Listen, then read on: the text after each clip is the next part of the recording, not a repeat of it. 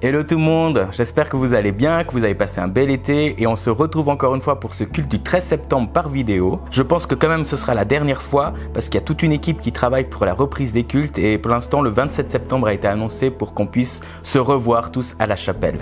Je vous ai préparé quelques chants de louanges pour ce matin et il y aura un message qui nous vient droit de Winterthur par Johannes et Barbara Müller que certains connaissent. Mais avant de prendre un temps de louange, j'avais envie de vous partager quelque chose que je vous ai préparé. C'est un petit interview d'un ami et d'un mentor. Et je vous laisse le découvrir tout de suite. À tout à l'heure.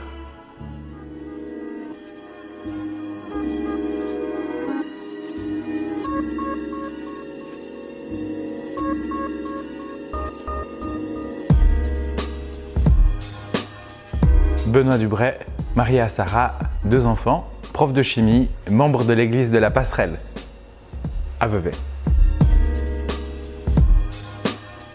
Ma première passion, c'est pour le grand artiste, la beauté de sa création jusque dans les moindres détails des atomes qui la composent. Passion pour les relations humaines, j'aime discuter, manger des bons repas, faire la fête. Passion pour des projets créatifs, que ce soit à la maison, dans mon enseignement, mais aussi dans le ministère de la louange dans lequel je suis investi depuis pas mal d'années. La première parole du grand artiste pour l'humanité, c'est « Multipliez-vous, soyez féconds, portez du fruit ». Et cet appel résonne encore aujourd'hui pour les humains, mais aussi pour l'Église. Un grand principe de la biologie énonce qu'un corps a plus de valeur que la somme de ses parties. Et donc pour porter du fruit, un être vivant doit avoir la vie en lui, avoir des connexions entre ses différentes parties et c'est ça qui lui donne plus de valeur. Et pour une église, c'est pareil. Sa valeur, elle n'est pas dans le nombre des membres qui la constituent, elle est dans la qualité du lien d'amour qu'il y a entre eux. Et si vous voulez porter du fruit, soignez le lien de l'amour, soyez unis.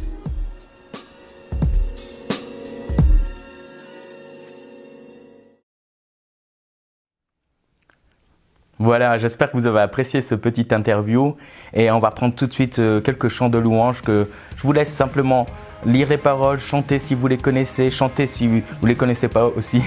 C'est comme vous voulez, vous êtes chez vous et que la présence de Dieu puisse vous accompagner pendant ce culte de ce 13 septembre.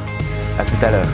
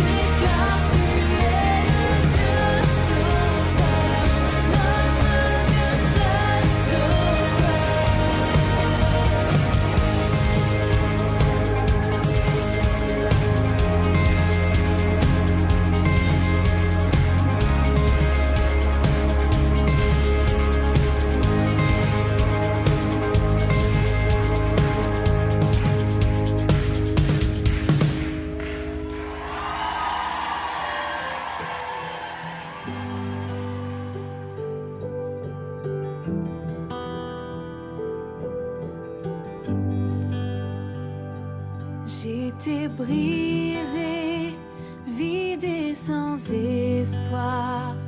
Ta grâce m'a trouvé, m'a restauré. Je n'ai rien à moi, mais tel que je suis, tu me libères, tu me libères. Grâce infinie de notre Dieu qui un jour m'a sauvé. Oh, j'allais de lieu en lieu quand tu m'as retrouvé.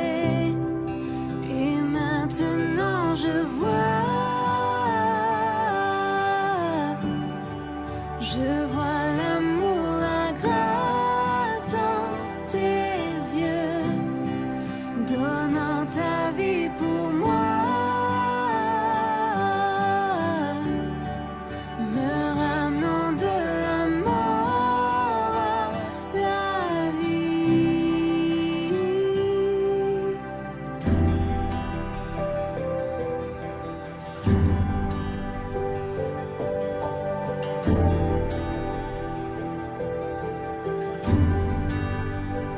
Tu prends nos échecs, tu prends nos faiblesses, tu places ton trésor dans des vases d'argile.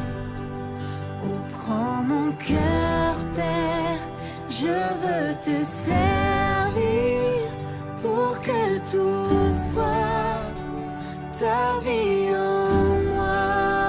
Oh, grâce infinie de notre Dieu qui un jour m'a sauvé.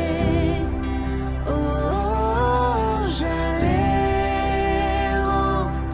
de lieu en lieu quand tu m'as retrouvé. Et maintenant je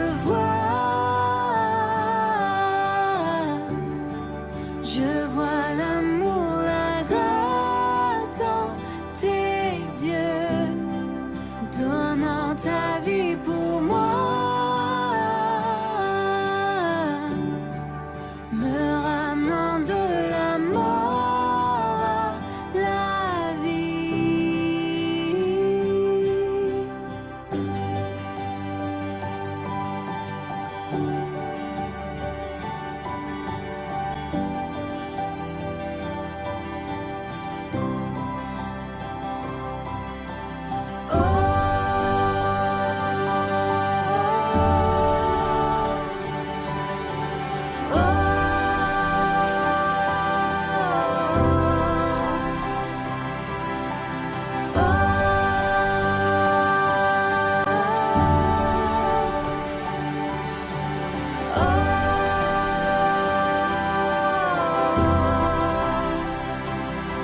Grâce infinie de notre Dieu qui un jour m'a sauvé. Oh, j'allais de lieu en lieu quand tu m'as retrouvé. Et maintenant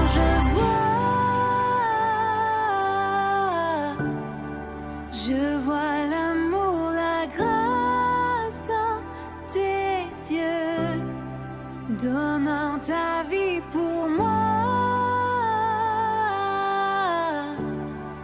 me ramenant de la mort à la vie.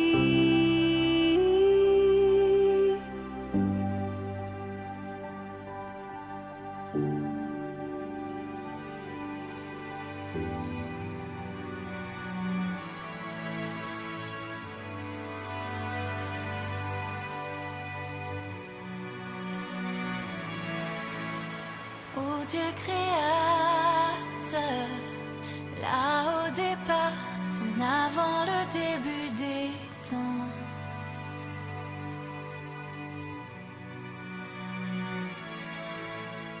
sans point de repère, au son de ta voix, les ténèbres devant lumière.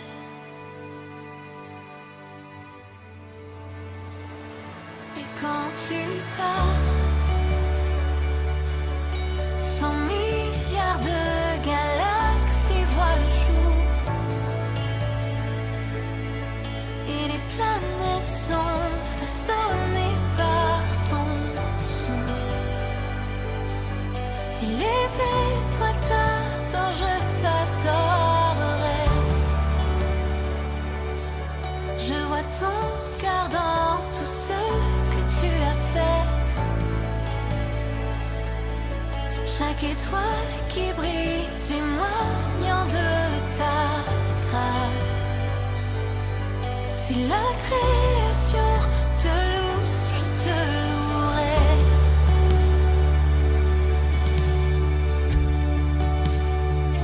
Je te louerai.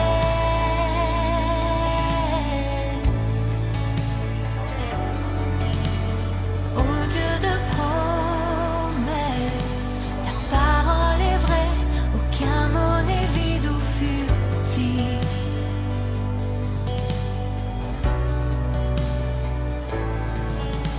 Et quand tu leur donnes, la nature et la science s'alignent au son de ta voix.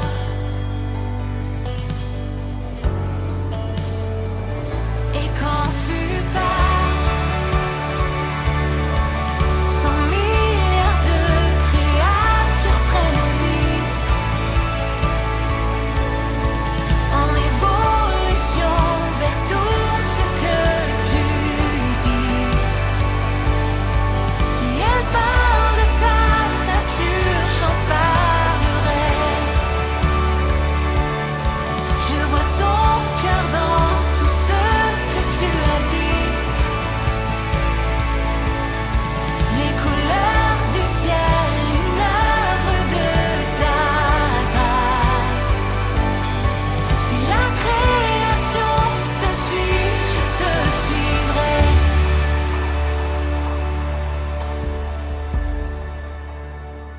Je te suivrai.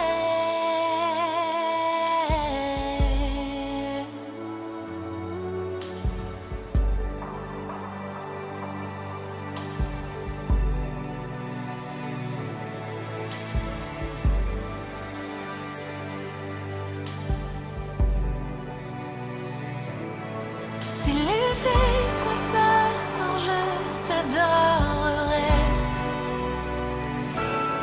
Si les montagnes s'inclinent, je m'inclinerai. Et si les mers t'exaltent, je t'exalterai. Car si tout sur terre existe pour te louer, je te louerai. Si les vents suivent ta direction, je suivrai. Si les pierres silencieux chantent, je chanterai. Si la somme de nos louanges semble infinie, alors nous chanterons encore et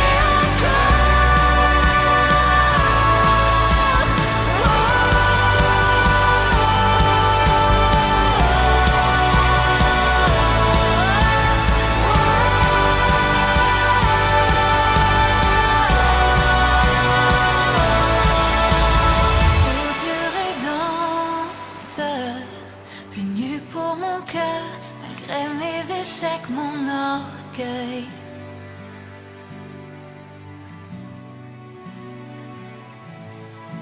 Et sur cette colline, la lumière du monde t'est laissée à l'obscurité.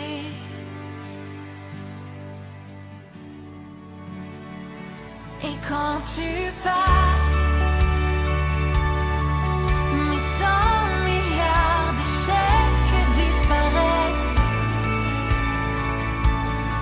Car tu as échangé ta vie pour la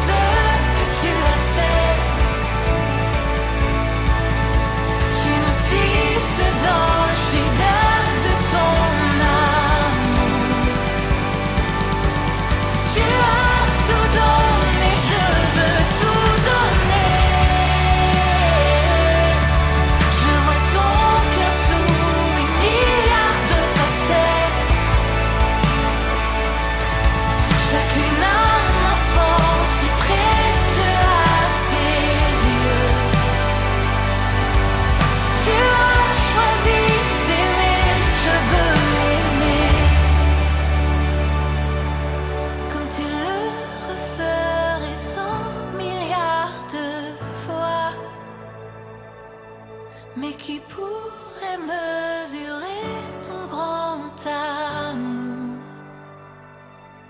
Car même pour un seul, tu aurais tout donné. Bonjour à tous et à toutes. Nous nous réjouissons de vivre ce culte avec vous ce matin. En fait, c'était prévu que nous soyons avec vous à Clarens pour tout un week-end, 2 séminaires suivis d'un culte sur l'interculturalité. Mais vu les circonstances, on a dû repousser ce programme, d'ailleurs déjà pour la 2e fois. Mais nous avons quand même aimé, Barbara et moi, de vous apporter le message pour ce culte ce matin. En fait, déjà il y a fort longtemps, Jacob a vécu aussi des situations de changement, d'incertitude, et nous allons nous pencher sur son histoire, au moins un moment crucial de son vécu. En fait, Jacob a vécu pendant 20 ans dans sa belle famille, mais les relations ont commencé à se détériorer. Son beau-père est devenu jaloux du succès de Jacob. Et finalement, Jacob a décidé de regagner sa famille. Ce n'était pas facile pour lui non plus parce qu'il avait trompé son frère aîné de la bénédiction paternelle et il a dû prendre la fuite. Et maintenant, il était dans l'inquiétude comment pouvoir le rencontrer. Il a préparé tout pour cette rencontre, il lui a envoyé des cadeaux, mais quand on lui a annoncé que Ésaü allait venir à sa rencontre, il avait quand même peur. Donc il a envoyé sa famille, tous les enfants devant lui, et il est resté seul à l'endroit où il était. C'était au Yabok, un affluent du Jourdain, aujourd'hui du côté jordanien. Mais avant de lire maintenant le texte de la Bible, je voudrais prier. Oui Seigneur Jésus, nous te remercions maintenant pour ces moments que nous pouvons vivre en ta présence ce matin. Et nous te prions que tu sois avec nous, que tu nous parles, que ce soit tes paroles qui sont prononcées et que tes oreilles soient ouvertes. Merci pour ta présence. Amen. Je vais lire maintenant dans le livre de la Genèse au chapitre 25 et au chapitre 32, mais à partir du verset 25. Voilà. Dans les anciennes Bibles, la numérotation diffère légèrement, c'est à partir du verset 24. Je vais pour commencer lire les versets 25 à 26. Jacob resta seul. Alors un homme lutta avec lui jusqu'à l'aube. Quand l'adversaire vit qu'il n'arrivait pas à vaincre Jacob, il lui porta un coup à l'articulation de la hanche qui se démit pendant qu'il luttait avec lui.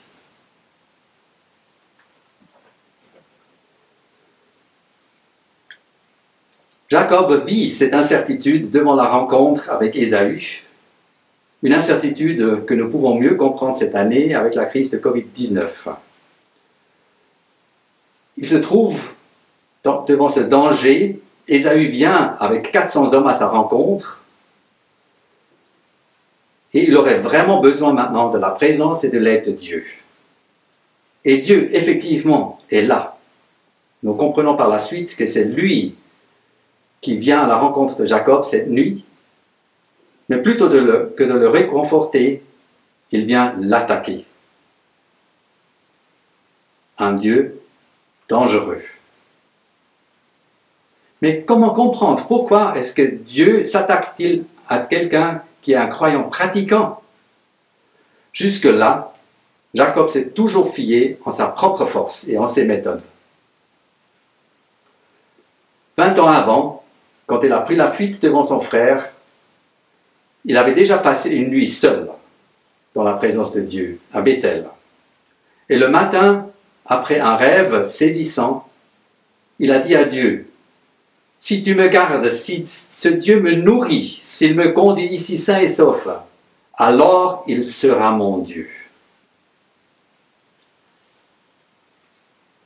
C'est un peu ce qu'un ami érythréen a vécu. Durant la traversée de la Méditerranée avec leur embarcation, ils se sont retrouvés au milieu d'une tempête. Et à ce moment-là, cet ami d'origine orthodoxe, il a commencé à prier pour dire à Dieu, mais si tu m'amènes sain et sauf en Italie, à ce moment-là, tu seras mon Dieu. Je vais te suivre pour le restant de ma vie. Arrivé en Sicile, il a continué son chemin par ses propres forces. C'est seulement une année plus tard, dans une prédication de l'Évangile à Rome, qu'il a effectivement confié sa vie à Dieu. Jacob n'est pas encore à ce point-là. Il a posé des conditions. Si Dieu intervient en ma faveur, à ce moment-là, il sera mon Dieu. Mais c'est cela que Dieu ne laisse plus passer. Il veut vraiment occuper la première place dans la vie de Jacob, et c'est pourquoi il vient s'attaquer à lui. Cette lutte n'est pas contre Jacob proprement dit, c'est contre sa vieille nature, son ancienne façon de faire. D'ailleurs, comment est-ce que Dieu nous voit? Comment est-ce qu'il me voit? Y a-t-il quelque chose dans ma vie qui ne lui plaît pas? Cette lutte est dure. Elle prend toute la nuit. Et Dieu frappe Jacob fort. Il lui démet même la hanche. Nous allons poursuivre maintenant la lecture du texte biblique au verset 27. Puis, l'homme dit à Jacob, « Laisse-moi partir, car le jour se lève. » Mais Jacob répondit, « Je ne te laisserai pas aller avant que tu ne m'aies béni. » Jusque-là, Jacob voulait surtout que Dieu bénisse ses projets. Mais maintenant, Jacob est au bout de ses forces. Il n'a plus aucun projet. La seule chose qui reste encore, c'est qu'il s'attende à Dieu seul. Et il le cherche sans arrière-pensée. Et c'est d'ailleurs l'unique façon pour retenir Dieu. C'est quand nous le cherchons de tout cœur, par une foi désespérée, et de vouloir être béni par sa présence. Mais Jacob n'est pas encore prêt à recevoir cette bénédiction. Il faut d'abord un retournement encore de sa vie. Et je vais continuer maintenant la lecture de la Bible au versets 28 et 29. Toujours dans Genèse 32. « Quel est ton nom ?» demanda l'homme. « Jacob, répondit-il. « Désormais, reprit l'autre, tu ne t'appelleras plus Jacob, mais Israël, car tu as lutté avec Dieu et avec les hommes, et tu as vaincu. »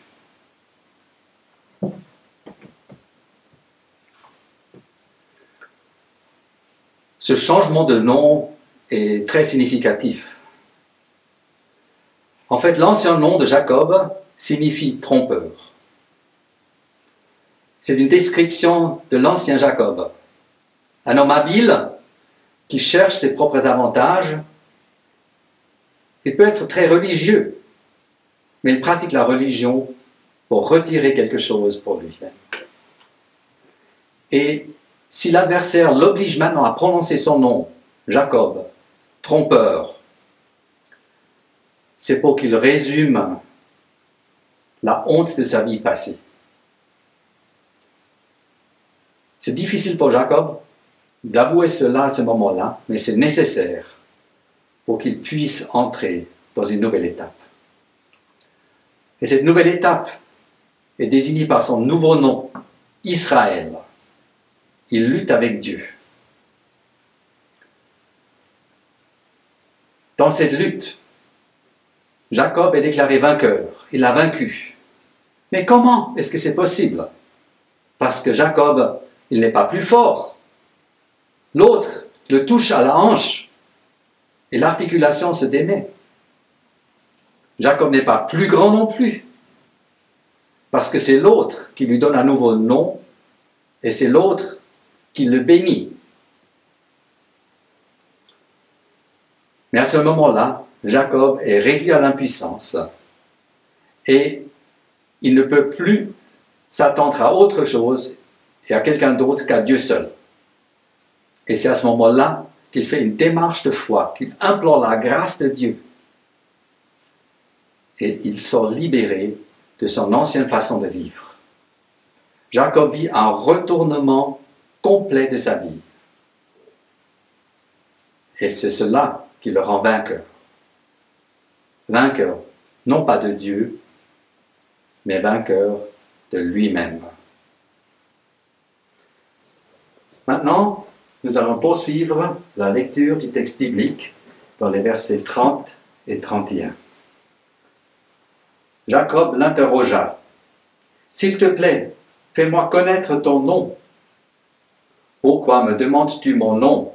lui répondit-il. Et il le bénit là. Jacob nomma ce lieu Péniel, la face de Dieu, car, dit-il, j'ai vu Dieu face à face et j'ai eu la vie sauve. C'est maintenant que Jacob est prêt à recevoir la vraie bénédiction. Il demande à l'homme de connaître son nom, mais il ne reçoit pas de réponse. Pourtant, il sait pertinemment qu'il a rencontré Dieu lui-même. Et le fait de ne pas connaître son nom, ça le préserve d'un piège. C'est de vouloir se servir de nouveau de Dieu, ce qui serait l'ancienne façon de faire de Jacob. Mais il reçoit une meilleure réponse. C'est la vraie bénédiction. Jusque-là, pour Jacob, la bénédiction, c'était de profiter, de bénéficier des avantages que Dieu donne. Ça pouvait être des avantages sur le plan matériel, comme une vie décente en Suisse, ou là où on souhaite être, ou bien des bénéfices sur le plan spirituel, avoir l'assurance de l'accès au paradis, des charismes ou une autorité spirituelle qu'on souhaite. Mais maintenant, Jacob réalise que la seule vraie bénédiction, c'est une rencontre authentique avec Dieu et une vraie communion avec lui. Il y a environ 3 ans, j'ai vécu une situation extrêmement difficile. C'était la relation avec un co-responsable au niveau de mon travail. Et ce collègue n'était pas d'accord avec la nouvelle orientation que l'organisation devait prendre. Et ces tensions ont commencé à user toutes mes forces, au point que j'ai dû prendre une pause de 5 semaines dans ma fonction. Et durant ce moment-là, j'ai assisté au culte dans l'église où nous sommes à Winterthur, et le pasteur a mentionné, en passant, le verset de Jérémie 29. Et là, Jérémie explique qu'il voudrait arrêter son ministère, mais qu'il ne pouvait pas. Et c'est à ce moment-là que la présence de Jésus, pour moi, était devenue tellement tangible, mais c'était fort au point que ça m'a vraiment fait mal. En même temps, j'ai ressenti que je ne devais pas céder devant cette tension, mais tout simplement prendre position, dans le calme. Et, curieusement, par la suite, durant les semaines et mois qui ont suivi, il y a eu plusieurs retournements de situation complètement inattendus qui ont finalement conduit à une solution. Et depuis, avec la nouvelle composition de l'équipe de direction et des responsables, on s'entend très très bien. Dieu a vraiment fait quelque chose de très profond depuis ce moment. Bonjour, aussi de ma part, depuis notre salon à Winterthur. Johannes m'avait demandé d'apporter un témoignage et au début je me suis dit, est-ce que j'ai quelque chose à raconter? Mais 2 jours plus tard, j'ai fait une visite chez une amie érythréenne et là, elle m'a raconté quelque chose et je savais ça, je peux vous apporter. En fait, c'est une histoire en plusieurs tranches, plusieurs étapes, puisque avant le confinement, cette amie m'avait dit, écoute, j'ai des problèmes financiers, j'ai loupé un rendez-vous chez le dentiste et il m'a donné maintenant une facture de 400 francs et je ne peux pas le payer. Pour finir, nous avons trouvé la solution de demander de pouvoir payer en tranches ce qui a été accordé. Maintenant, le confinement tombe, Elle me retéléphone. Écoute, j'ai reçu maintenant la facture, je dois payer tout dans une fois, dans les jours qui suivent, je ne peux pas. Mais qu'est-ce que je dois faire? Bon, j'ai dit que je vais prier et en fait, dans notre église, nous avons eu une semaine de prière qui était déjà préparée avant le confinement et qu'on faisait maintenant par Zoom à la place de faire en réel. Et j'étais responsable pour la partie de l'interculturalité en Suisse. Alors j'ai entre autres mentionné plusieurs de ces situations que je savais des gens qui avaient des difficultés financières à cause du confinement. Quelques jours plus tard, j'ai reçu le téléphone d'une amie de l'église qui dit « Dans ta boîte aux lettres, il y a une enveloppe, il y a l'argent pour cette dame érythréenne. » Je lui ai apporté l'argent et elle était toute touchée par ce geste de la part de cette femme de l'église qu'elle ne connaissait même pas. Moi-même aussi j'ai été touchée, je me suis réjouie qu'il y avait cette solution au problème. Maintenant, il y a 2 semaines, j'étais de nouveau en visite chez cette amie érythréenne. Et là, elle m'a raconté quelque chose qui s'est passé avant le confinement aussi, parce que là, elle avait rencontré une dame, une chrétienne tamoule, avec qui elle a prié. Et cette dame a prié en langue. Elle m'a dit, tu sais Barbara, quand elle priait en langue, moi j'ai tout compris, parce que c'était ma langue maternelle qu'elle prononçait, c'était le tigrinien. Elle ne comprenait rien de ce qu'elle disait, mais moi j'ai compris. Elle a dit, n'aie pas peur, c'est pour ton bien. Moi j'étais tellement touchée, j'ai compris, ça c'est Dieu qui me parle. C'est lui personnellement, c'était sa présence qui était là. Il a parlé à moi, il a vu ma situation et il m'a parlé. J'avais des larmes au visage, je pleurais et j'ai confessé mes péchés parce que j'ai compris, Dieu est là, il est présent et j'étais tellement touchée. Je vais lire maintenant le dernier verset, Genèse 32, 32.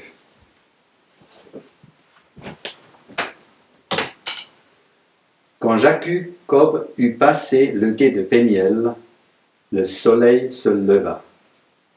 Jacob boitait de la hanche.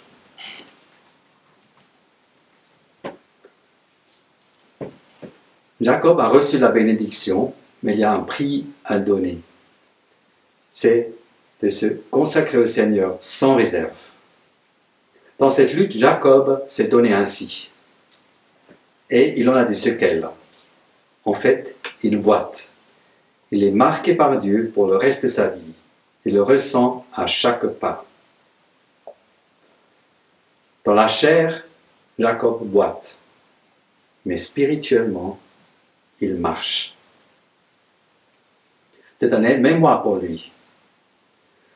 Pour qu'il n'oublie jamais cette rencontre avec Dieu, à tout moment, et pour qu'il ne retombe pas dans son ancienne vie.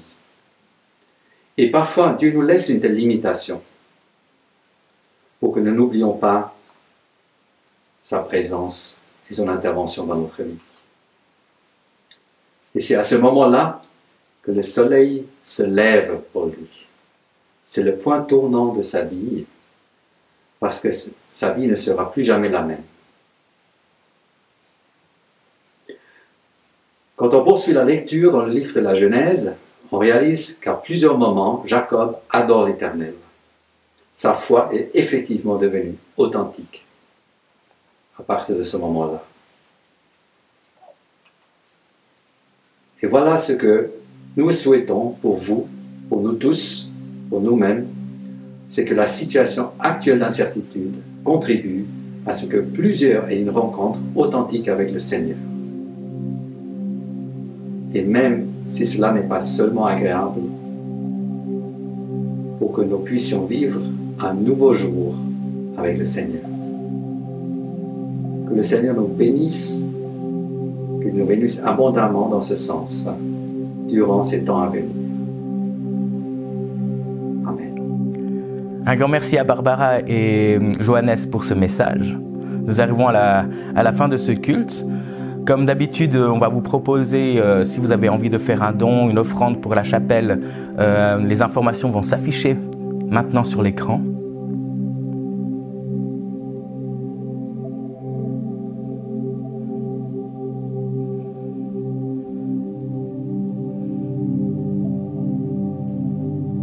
Merci à tous.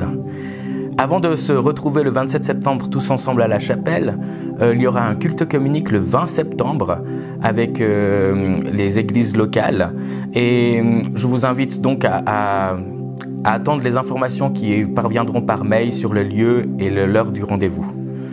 Je vous rappelle aussi qu'il y a une assemblée générale le 16 septembre qui se déroulera à la passerelle pour des raisons de place. Donc notez bien cette date et l'équipe qui a préparé cet AG vous attend. Voilà, pour moi il est temps maintenant de vous laisser avec un dernier chant qui dit « Christ est la lumière » et que le Seigneur puisse vous éclairer pendant toute cette semaine, qu'il puisse vous diriger, vous bénir entièrement. Et à bientôt. Ciao, ciao. Quittant la gloire de ton ciel, tu es venu sur terre. Fils aimé du Dieu éternel, tes bras tu as ouverts. Ta grâce a bouleversé le cours de notre humanité. Nous crions ensemble victoire. Christ est la lumière du monde, que sa gloire couvre la terre. Puissance infinie qui libère, son nom est saint.